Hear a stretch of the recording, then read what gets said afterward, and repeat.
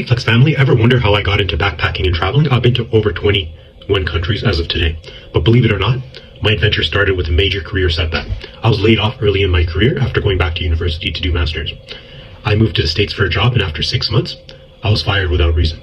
That's something people can do in many American states. My employer cut my contract, and since I'm Canadian, cancelled my visa, basically forcing me out of the country, or deporting me because I'm not allowed to live in the States without a job. With no unemployment benefits because I've been working outside of Canada, and very little cash, I crashed on friends and family's couches and floors.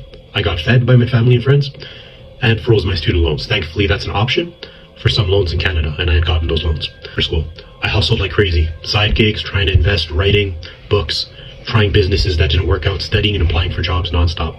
But after months with no luck, I had to face the facts. I needed a plan B. Fortunately, after 6 months of struggling, I got a new job. But this job also ended with me being laid off again, even though I was being paid under market rate. The small business that I had gotten a job with decided to downsize in order to increase profits to just a maintenance team after we built out their new product, which was ironic because I worked really hard on that job, right, to get it done faster. But I learned a few key lessons from my first job. Plan months ahead. You always need padding in order to survive. Live below your means. Save, and always have a backup plan. I had continued to work on my projects and all those contingency plans even after I got a new job. This time I had some savings and a couch and floor to crash on, which had been proven before, right? Instead of staying stuck after trying for a job for a couple of months, I decided to travel.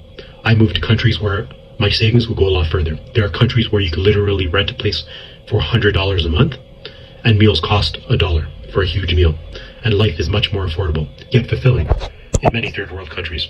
Turns out, unemployment didn't mean hitting rock bottom. It was an opportunity to explore, grow, and live out my dreams. And you can too, if you plan for it, right? Especially if you don't do the following things, especially during good times. You don't drink, do drugs, smoke, or gamble, even though everyone else might be doing it. Don't splurge on new fashion and clothes trends unnecessarily. Be willing to take a sacrifice a bit of safety and comfort for your savings. There are some ghetto places that you can rent an apartment or a room out of where you'll spend exponentially low because everyone's afraid of them, but you'll save a lot more money. Take public transport and cook for yourself. Control your eating. Weigh the gains and losses of doing fun things, whether you can afford to do it, because you still need to do fun things, right? In order to keep your sanity. Always go to the gym. That's some expense that I think is always necessary. Rent instead of buy unless you can make money off your purchase while you aren't around, or buying is significantly cheaper. As I've traveled, I've met amazing people from all aspects of life and learned the world is full of possibilities. Life still has ups and downs, but living simply and saving smartly during good times has turned unexpected setbacks into adventures.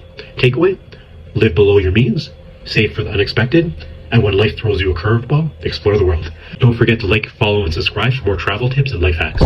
See you next time, adventurers.